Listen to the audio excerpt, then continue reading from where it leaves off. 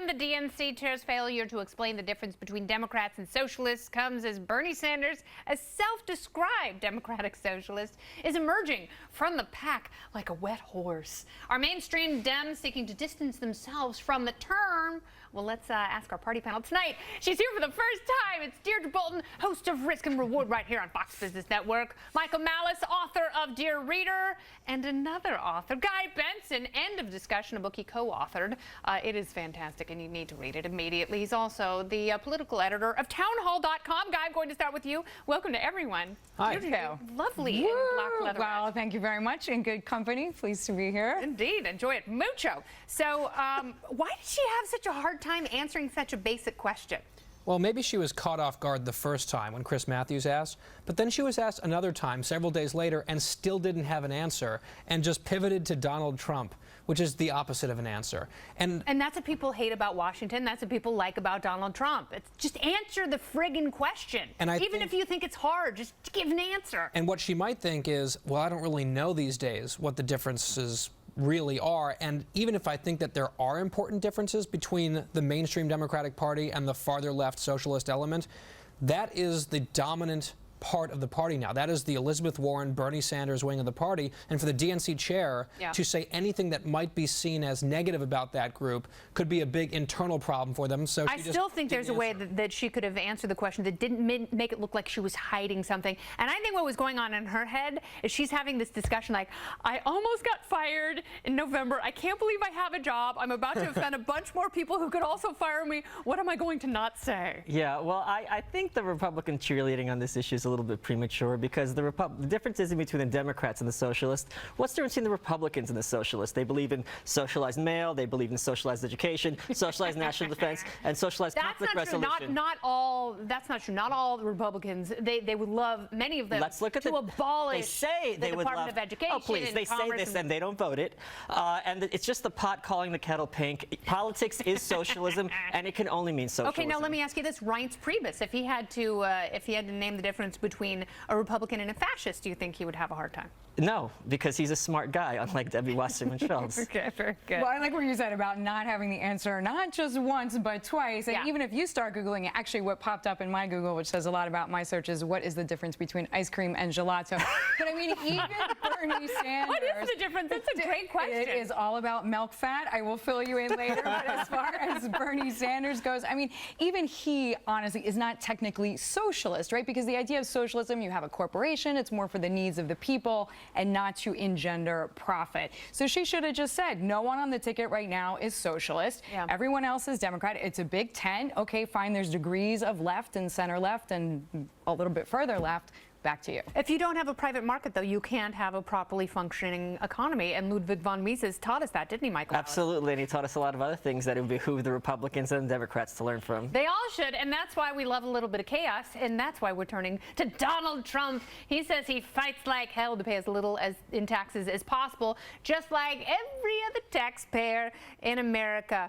Okay, so let me ask you about Trump. Is he fundamentally right on this issue? I think it's absolutely wonderful that whenever anyone avoids even a dollar in paying taxes, because that's a dollar that can be spent and invested in the economy correctly instead through the government. But this just backs up my point about how the Republicans are socialists as well. Once you accept the premise that the government can put their hand in your wallet and take as much money as they want, it just becomes a quibbling over the number as opposed to the principle. And that's why there's no difference between the two major parties, and that's why a lot of people become independents, because all they see is spend, spend, spend. Now, let me ask you this. Don't you agree that it's easier for a president to expand the size of government than it is to contract it? Like a president could not write executive orders and just contract huge swaths of government. yeah, I think that's definitely easier to do, and that's the impulse when you're in there, is to say, oh, well, my ideas are right, I'm important, so let's do more of what I want. And I think that is the pitfall of government. I do not like Donald Trump on a number of levels. I do agree with him on this. You should pay what you legally owe and not a dime more, especially if you think we already spend far too much in this country, which I think we do. As a member of the Republican Party, there is a difference between the two parties. Republicans think we spend too much already. Democrats think we need to spend much, much more, and that's our biggest problem. Republicans say we have a debt problem. Democrats say there is no debt problem. But again, to Michael Malice's point, they don't do anything about it. Well, the budgets. Look at the budgets. Yeah, Look at the budget. Look at the identical. Look at Patty Murray versus Paul Ryan. Look at Bush and the Republican Congress. You had the money, instead of being spent on welfare, was spent on war. I'd rather it be spent for poor people than killing people overseas, I want to see what happens with capital gains taxes, though, right? That's hedge fund managers, private equity managers. I mean, they're paying 15%, obviously, on money that they are putting on the line for risk.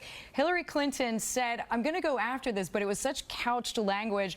I don't think many people heard her. I think if she wants to come out and appeal really to the middle class, she has to say the rich are paying more than you and me, and here's why. Yeah. So I'm just curious how this tax question is going to go, especially as it in regards to All right, so I want to ask you, what's more important? Is it more important to be smart, like Donald Trump says, or is it more important to be fair? Well, that is an excellent question. And if you talk to enough private equity execs, they say, this is fair. I am putting my own capital or my firm's capital to work. Therefore, I deserve a tax break. But we'll see. I like Trump's comments. Federal government wastes I like his comments on taxation. I do not like his comments on expanding. Almost anything else. Yeah, just expanding the military budgets and entitlement spending. It is untenable. And coming up, we have more of the panel because that is tenable. Are you already feeling pressure from Bernie Sanders? I know someone is. Her name is Hillary Clinton, and maybe Joe Biden is making her feel a little nauseous as well. Her team is making a move to try and shore up some support. Is there trouble in Clinton land? And later, a wife dumps her husband for the first rocket ship to Mars, and he still loves her. So much to discuss, so many psychological problems, and we'll solve them all right here. Stay with us.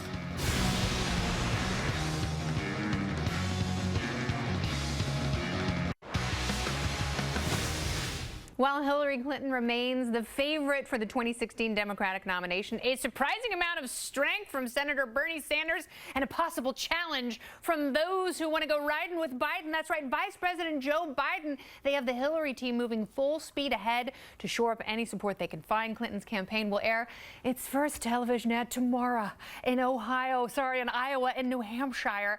And here's a look at one that will focus on her late mother, Dorothy. I think about all the Dorothys all over America who fight for their families, who never give up. That's why I'm doing this. That's why I've always done this, for all the Dorothys. Yeah, that's right. My panel is back. Deirdre Bolton, Michael Malice, and Guy Benson. And Deirdre, you're a woman. So I'm going to start with you because obviously you were moved to tears by this ad. I was moved to tears for all the Dorothys. Really, I'm about money, right? So she has already spent, or will be spending, $2 million in New Hampshire and in Iowa. Bernie Sanders, kind of New England favorite, right, from Vermont. He spent $2 million in the first quarter alone, and that just to me shows the Hillary muscle power of money. Yeah. No, she's got a lot of money, but ask Eric Cantor. Sometimes money is not enough, especially when you got a little bit of momentum, which seems like Sanders has. Now, everyone thought that Uncle Joe Biden was crazy for staying out of the race until summer when he said only then would he decide. But now he's looking pretty smart if he steps in because he is seeing her falter. Does Joe have a chance? I don't know if he has a chance, but he has a chance to make her life a lot harder. And if she keeps cratering, oh, it would be delightful. Yeah. I'm rooting very hard for him to jump into the race. What I think is interesting about the ad buying, we saw a clip of it, 2 different ads, $2 million, as you said. The reporting is that they were initially planning on rolling out these ads in November. They moved this up by months because I think they're looking at her polling on favorability, on empathy, on honesty, and they're like, we have a serious problem on our hands. Let's try to... Why can they look at it and go, wow, she's a horrible person that nobody likes? I like her a lot. No, you love her. You love her for, someone say all the wrong reasons. I say all the right reasons. Yes. But do you love Joe Biden for the same reasons? Will Joe Biden make anarcho-capitalists of an entire nation? I don't hair plugs for everyone under government decree. No, I love America's mother-in-law. And the thing is, her ads are one step away from motivational posters. I mean, if you're going to run for president, a little cat in a fishbowl. Yeah, hang in there. If your campaign slogan is going to be like, "I had a mom," and she's throwing her mom under the bus, I like, know. my mom had abandonment issues and my grandparents didn't want her. Yeah. Great work, Hillary. Real family, like, Isn't pleaser. that awful? I know she totally dirted her grandparents. Like, my mother Dorothy was such a horrible child that her parents left her. And now I want to be America's mom. Yeah. Oh, I don't know. I really want there to be, and I will say this every night until election night, I want it to be Trump Sanders. I really do. I mean, I just think, and I don't care if Bernie Sanders is his running mate. I don't care if they're running in third and You know fourth what? parties. Honestly, there's a possibility. I mean, what Trump apparently has that Hillary right now is grappling with, which is a point that you made, this likability. I mean, listen, Bill Clinton had the likability. Joe Biden has likability. Yeah. Sanders, in his own kooky way, has likability. Well, and also Bernie Sanders. And then there's Hillary. I mean, they could be. That's the thing. She's basically saying in this commercial, like, please love me. Why don't you love me? No one loved my mom either. Exactly. Don't you feel bad for me? She didn't say please. She said you will love me. Right, exactly. Love me. Yeah. But I think a Trump-Sanders ticket wouldn't be a total mismatch because they're both for a lot of things like government-run health care and all that stuff. So. No, it's true, and they both have kind of the same view of the labor participation. An idiot right? for political strategist. In 2016. In fairness, Sanders is more conservative than Trump on guns, so there's that. Barely. No, I don't know. I actually don't know Donald Trump's stance on guns. I don't know what his current stance is on guns, but he was for assault weapons ban and all that stuff. And now I think he's against it because he's pandering. That's right. Yeah. Yes, he's pretending to be a conservative. Right. And so am I. And I will buy you any sort of assault rifle you want if you make sure it's Trump Sanders 2016. Guns for everyone. So much fun. Donald Trump's got a big mouth, but did he actually say this? What's a feminist anyways? A fat pig who doesn't get it often enough. Yeah, I'll show you the rest of gay walking in just a few minutes. Is that a Donald Trump quote? But first, President Obama announced new regulations to combat climate change today. Jonathan Hoenig calls the new rules suicidal. And that's just the beginning. Stay tuned for that. Before you judge, you should know I'm doing fine. My friends are awesome, my apartment's sick, and I have a great job at a men's magazine. Yeah, I saw that last night. That's Trainwreck, starring Amy Schumer. She's a New York City gal who likes to smoke weed, drink, and sleep around. And guess what? The male characters in the film, they just love her. But would a real guy date that character? Perhaps not. A reporter at the New York Post asked a ton of dudes if they would ever date a real train wreck, and the answer was decidedly no, which kind of surprised me. My panel is back. It's Deirdre Bolton, Michael Malice, and Guy Bounson. You live for train wrecks. There's a bold statement. Where are you getting this from? No, once again, I have to be the voice. Private conversation. Thanks, Kennedy. I could play that game too. Once again, I have to be the voice of male heterosexuality on the panel. Yeah. I think there's a little bit of sexism to this because women don't like guys who are in their 30s and partying and drunk and sleeping around all the time either, and they don't own their own bed. So I think it's just a question of maturity rather than a question of gender. Can we also say this is not meant to be a morality tale? Or, I mean, it's a comedy. That's it's supposed the problem, to be funny. though. It is funny. Like the first, I don't know, 2/3 of the movie, very funny, and then it loses its way and tries to become a morality tale. Like Mean Girls. Yeah, and it's like, come on. And then, but finally they get back to the nut at the end of the movie, and it redeems itself. But I was very surprised by how undisciplined it was. But, you know, are there such thing as male train wrecks? Are guys perceived as... Yeah. They're just called men. Yeah, no, well... Okay. Okay. I have to see myself out, I guess. We'll take care of that. Don't worry. That is sexist.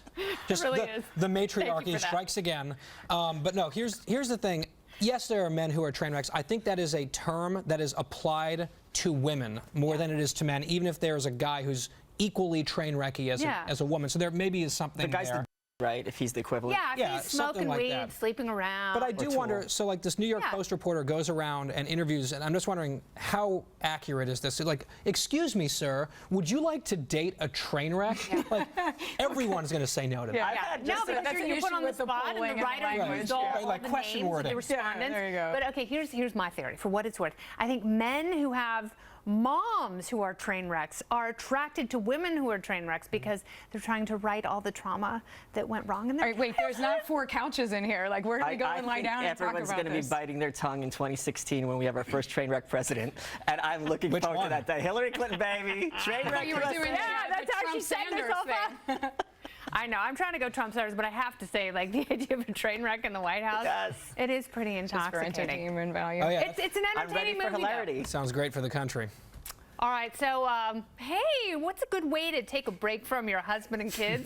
There's another kind of a train wreck. Book a one-way mission to Mars, of course. A Virginia woman might be joining 100 other explorers in a quest to colonize the red planet, and her hubby, he's totally fine with it. In a 4,000-word published essay, he writes that the mission is far weightier than how much he would miss Sonia, and quote, whether I remembered who our plumber was or knew where she kept all the passwords. Oh, Sonia!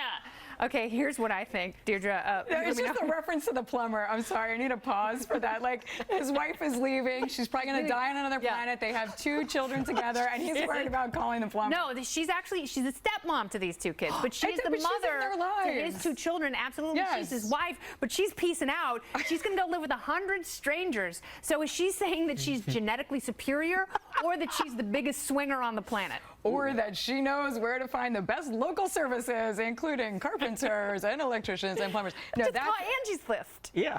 Well, men are from Mars, you know, so obviously that's what you want to go there. Guys, to me, this was heart-wrenching, which I guess is the entire point. But, you know, the people on the mission saying this is just this beautiful step for humanity. She's a pioneer. I just don't understand. Aren't there Personally, any leaving single a family. pioneers?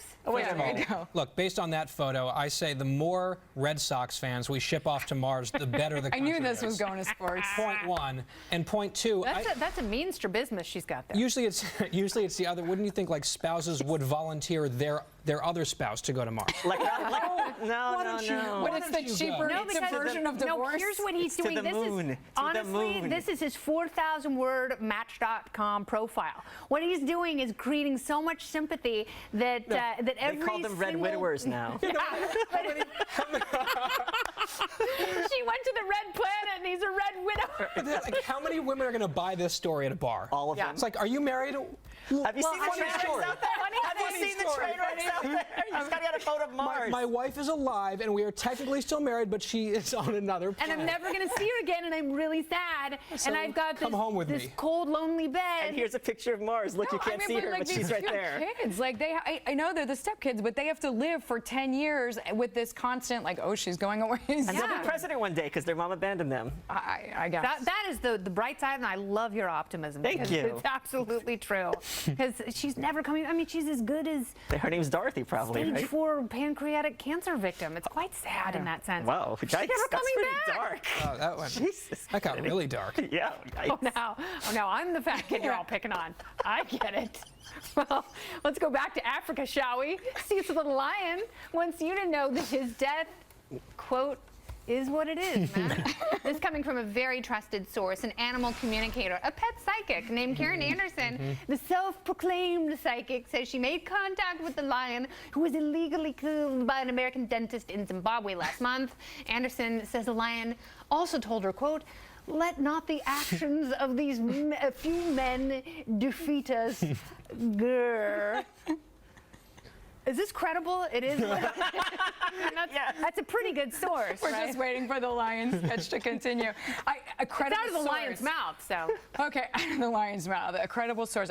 I don't know about that. I like the Empire State Building flashing some images of rare animals, but I mean, Zimbabwe wants to extradite this guy. They're like, listen, come back, face justice. Yeah, they do. They now you say that Cecil the lion is the Rachel Dolezal of the savannah. Yeah, because listen, as someone who has 200 species of African plants in his home, I know a little bit about nature and zoology, and I'm interested in the subject. Lions are not endangered, okay? So for people to stop pretending that they're people in furry suits, it's not the same thing. And I will remind everyone, that male lions, when they come across a pride, kill all the kids to encourage the females to go back into heat so they can have sex with them. Which is exactly what Jericho is going to do with Cecil's young. Yes. So train wreck. Talk about train wreck. Cubs, and now they're going to die too. They're going to be eaten and murdered. Guy. Are we sure that Cecil the lion didn't come to this woman in a vision and say, how the hell am I at an international news story for the 2nd consecutive week? Seriously, what is wrong with all of you? I'm a lion. It is what it is, man. He's the king. That's my excuse for king everything. of the jungle. Yeah, if anyone asks me, like, excuse me, can you tell me how Harris Faulkner's shoes ended up in your closet? I'll say, it is what it is, man. Yeah. Lured and murdered is what it is. What did your psychic say? Go to Mars. Isn't there some patient-client privilege there? You know what? You're absolutely right. Thank you. Is there? I don't think you're legally bound by. I'm not. But I'm going to invoke it Hippocratic anyway. oath. Objection. I think it's some hepatitis oath. Oh. Totally. Oh, was that what they said? No, with his psychic. Oh. Very loosey-goosey. Did you take a hepatitis oath? And what did that entail? Wow. Gosh, It's like not a fat entailed, kid. unfortunately, a weekend with Tommy Lee on a boat. I don't know what you're talking On about. Mars. On Mars. We're taking the boat to Mars. Let's gas it up and go. Lake Havasu, man.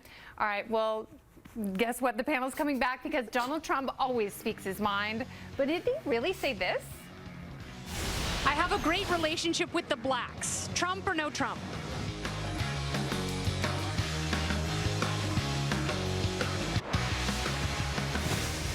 Donald Trump says pretty much whatever is on his mind, and I hit the streets with some outrageous quotes to ask, did Trump say that?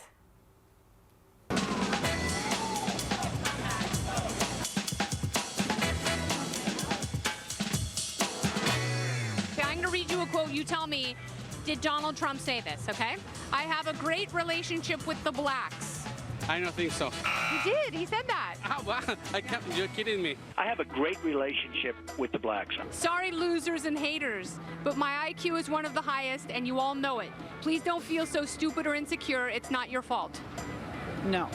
No, because he's not cool enough to know the word haters. He said that. Oh, dear God. I will be the greatest jobs president that God ever created. Yes, totally. He said that. I will be the greatest jobs president that God ever created. I am who I am. I can't pretend to be somebody who makes $25,000 a year. Did he say that? Probably. That's very insensitive. Gwyneth Paltrow said that. Oh, she did? Oh, well. What's a feminist anyways? A fat pig who doesn't get it often enough. I would almost think Ted Turner would have said that. Ted Nugent said that.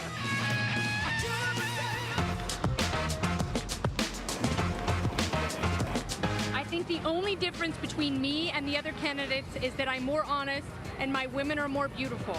That's ridiculous. There's no way Trump would have said that. He said that. Did he really? Yeah. He's that stupid, huh? You're fired. Did Donald Trump say this?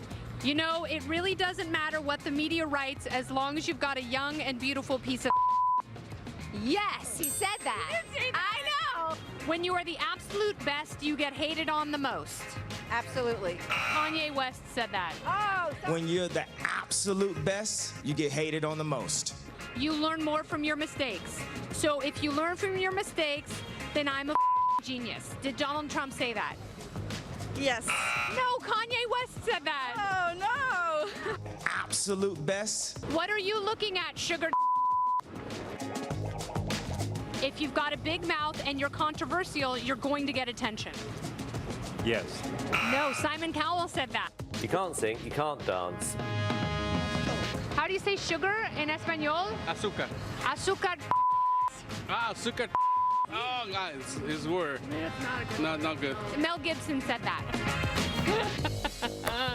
Oh, there's always room for Mel Gibson and some sugar. My panel is back for a little react. It's Deirdre Bolton, Michael Malice, and Guy Benson. So people on the street, 50-50 at best with the Trump quotes. Is he going to continue to be a quote machine?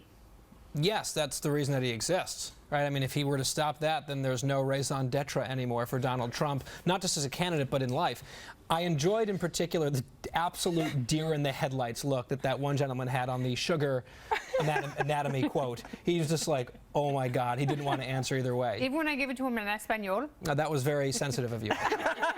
Muy bien. Just like Donald Trump, I'm culturally sensitive. Yeah, are you popular with the blacks, though, is the question. Oh, she's great with the Mexicans.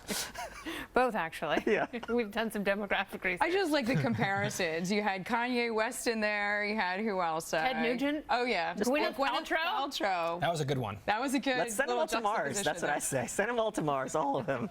I heard that Gwyneth is actually going to go. Oh. No, isn't that sad? Are they going to eat her? No, there's not enough of her to eat. Oh, if she beefed up and actually ate some meat and drank some wine, they might have a little bit more to snack on. And then she'd be a feminist. Well, I think she already is. Is she? Unfortunately, well, no, but Donald Trump had that pretty good quote about feminists. I thought that was Ted Nugent. That's exactly right. I was listening. I actually listened. Thank goodness that passed the quiz. someone was. Yeah. Done.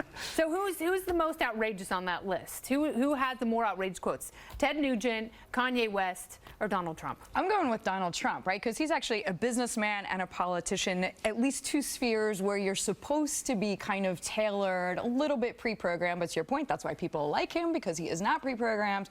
But as far as rock stars, they say crazy things out loud all the time, and celebrities don't even ask, right? Some of the best Trump quotes in my book are still from his feud with Rosie O'Donnell, like circa 2006. I read them on this show a couple of weeks ago. Yeah. They were great. It's like she's ugly on the inside and the outside. You know what? She needs to moderate one of the presidential debates. Oh, that would be. I will host it right here on this showroom. I will tell you what, you guys, thank you so much for being here. And extend the block with the party panel. I'll take it any time from Deirdre, Michael, and Guy. And you up.